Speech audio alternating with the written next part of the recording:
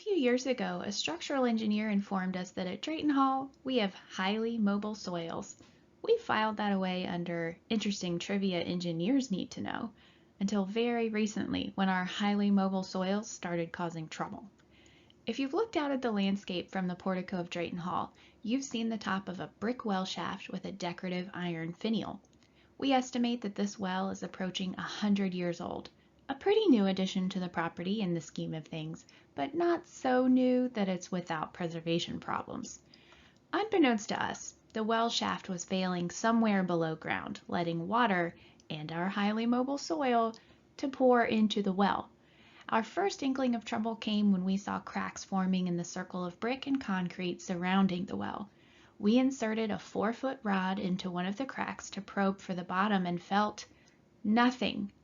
Caution tape and fencing went up in short order, and we called in the cavalry.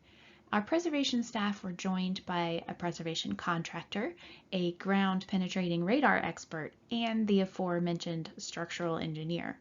Together, we pieced together the chain of events that led to the hole forming under the brick and concrete around the well. As water flowing below ground carried soil into the degraded well shaft, it left a void on the exterior of the well shaft, deep below ground. The void continued to grow until the soil above it caved in, leaving the brick and concrete above unsupported and causing the cracks to form. Since the well is no longer in use, we opted to backfill the well shaft and the void on the exterior to stop the soil erosion and prevent the well from collapsing completely. At about 15 feet deep and 4 feet in diameter, it took 9.5 cubic yards of material to fill the well shaft and adjacent void up to ground level. That's everything they brought in the truck. The last step in the process was relaying the bricks around the exterior, and now that that's done, we're able to make the well accessible once again. One last thing, if you're wondering what treasures we buried when we filled in the well, consider the following. We think this well was constructed around 1930, and from conversations with the Drayton family, it seems it was in use for a few decades.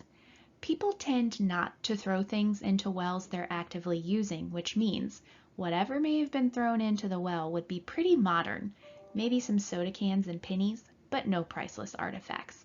And for those of you who gave to the Charles H. Drayton III Preservation Fund, or as we like to call it, the Charlie, thank you. Your gifts made this important preservation work possible.